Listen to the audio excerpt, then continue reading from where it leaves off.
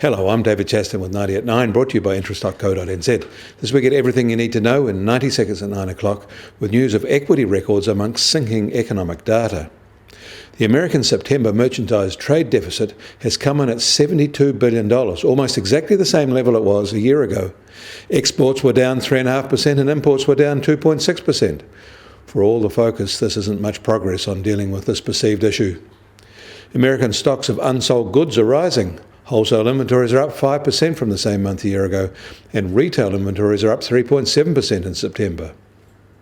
The National Activity Index, collated by the Chicago Fed, is pointing to subdued growth ahead, and the October Dallas Fed Regional Factory Survey, which has been an outlier of positivity earlier, has now turned down, just like most of the other regional surveys done by the Fed. None of this core economic data seems to be worrying equity markets today, however.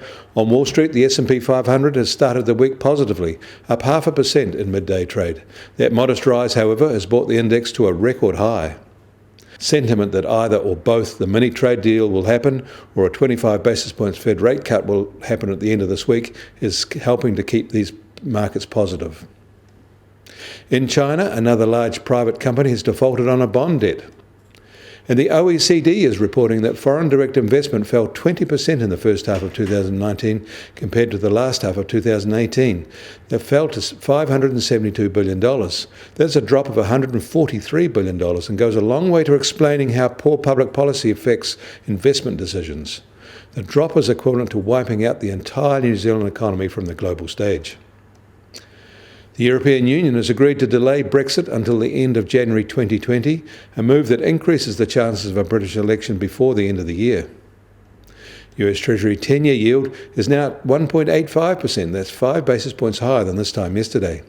And gold is down sharply, down $12 overnight to $1,492 an ounce. US oil prices are a little softer today at just over $56 a barrel. The Brent benchmark is just on $61.50 a barrel. And the Kiwi dollar is soft at 63.4 US cents. On the cross rates were much softer against the rising Aussie dollar, now at 92.7 Aussie cents. Against the euro, we're marginally lower at 57.2 euro cents. That puts the trade-weighted index at just 68.5. I'm David Chaston. That was 90 at 9, brought to you by interest.co.nz.